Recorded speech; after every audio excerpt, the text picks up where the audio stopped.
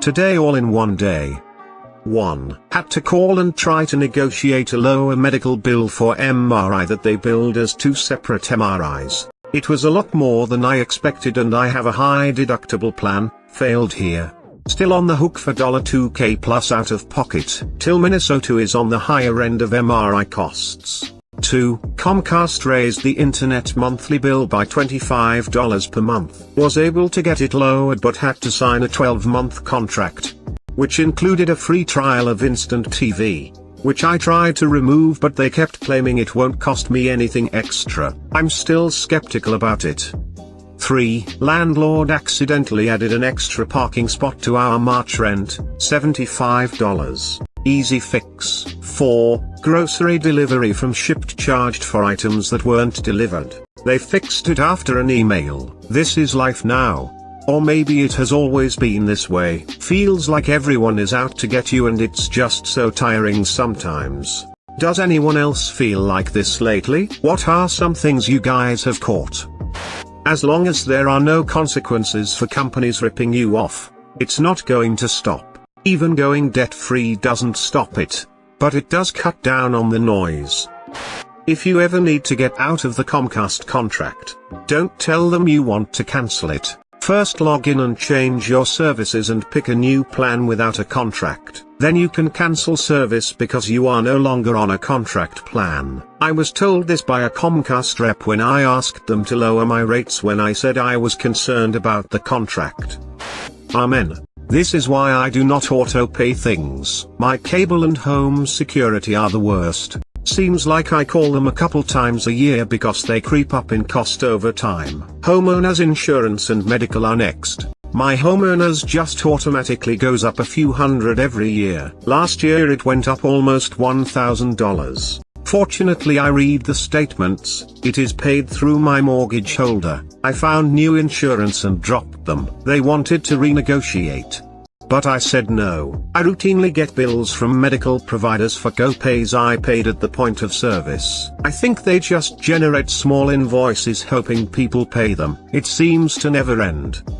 It definitely feels like it's getting worse. And all I can think is how many people just aren't paying attention. So it works, and all these companies have no reason to try to treat us better. I have found this happening at grocery stores more and more. I do my careful ad-based and coupon-based grocery planning. I add the coupons to my app, cause they don't even do paper anymore. Mark the right brand, double-check the price tags before putting in my cart. Make sure I'm following all the sale rules. And I have to correct the cashier almost half the time because the deals just aren't applying. We are excessively fastidious about our money and I think that's the only reason we catch some of the stuff. We were missing $5 on month in our spreadsheet. Come to find out I had clicked the wrong link in our credit union account and we got charged $5 because we just entered the page to set up an auto bill pay. Even though I did nothing else and hit back immediately, I had to call 3 times to get them to reverse that charge. I fear the day I need to have a medical procedure done and see the bills, I think I'll absolutely lose my shit and I know that's not how to get stuff like this corrected. Just pisses me off.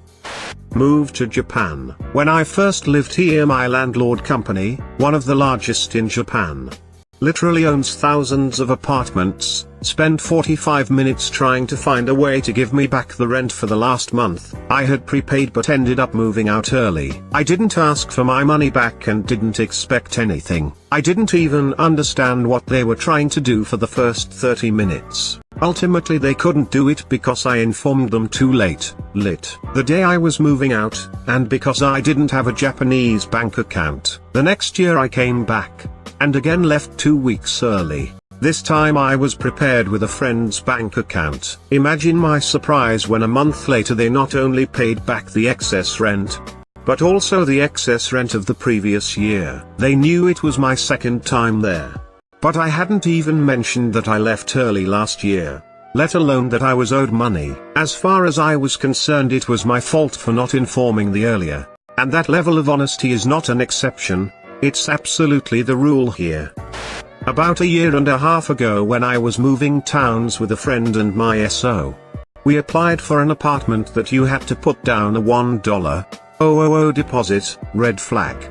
I know, just to apply for. We did so after reading a paper with all of the requirements listed and after talking to the realtor office to make sure that we completely qualified before applying. We drove 3 hours back home to apply online just to find out we needed a cosigner, which no human or paperwork had mentioned, but we could only get our money back if we sent in the application and were denied.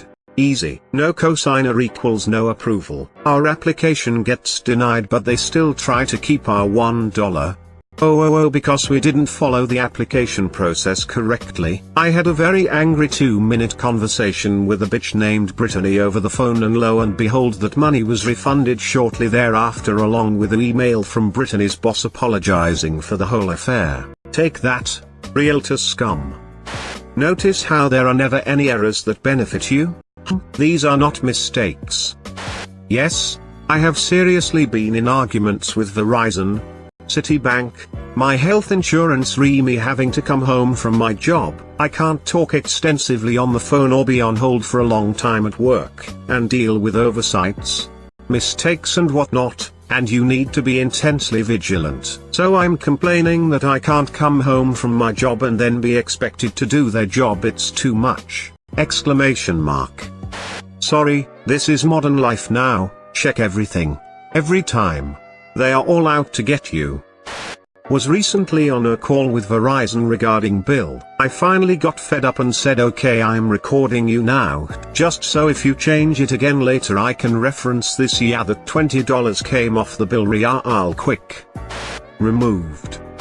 Working as a debt collector has helped me how prevalent this is, and that businesses and or financial institutions will avoid informing people of price increases or where additional fees come from unless forced to do so because there's so much money in relying on people being too tired to fight or notice BS charges. Had an ER bill get transferred to a sketchy company. They didn't have any info on my account when I called to pay it off. They tried to say you owe about $250 when I asked for a payoff and that's not even close to the amount. Then asked how much I think I owe. Like what? They said they needed 30 minutes to get more info on my account and never called back. I agree it's hard to trust anything anymore. It's definitely true that everyone is trying to get you to subscribe to something, which is a prescription for bleeding money even if you get charged what you are supposed to be charged. And medical billing is ever more complicated, which is why I stick with managed care so I'm only paying one bill. Many years ago I started using Mint, and my Wells Fargo account wasn't linking so they told me I had to sign up for online access at $3 per month. Just last year I got tired of paying only Wells Fargo while all other institutions were free.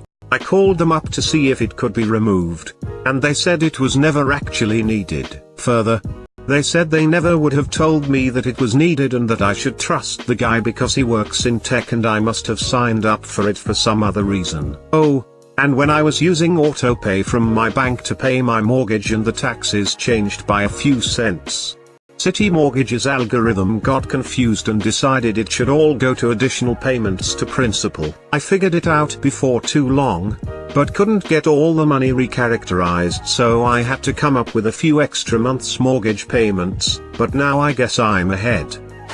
Usually trying to cancel your internet will get them to offer a cheaper rate. It might not be working as much now.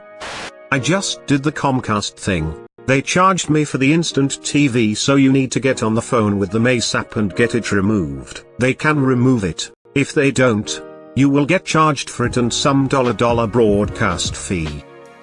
The problem is that the worst case scenario for them is that they just have to pay you back. Make every violation a direct 2000x multiplier of the fraudulent charges paid directly to the victim, and watch how fast it changes. I went to the cardiologist yesterday, and they billed me $350 upfront for the 2 tests and the chat with the doctor. It felt scammy, but what could I do? Was about to open an Ally Bank account because of the high APY.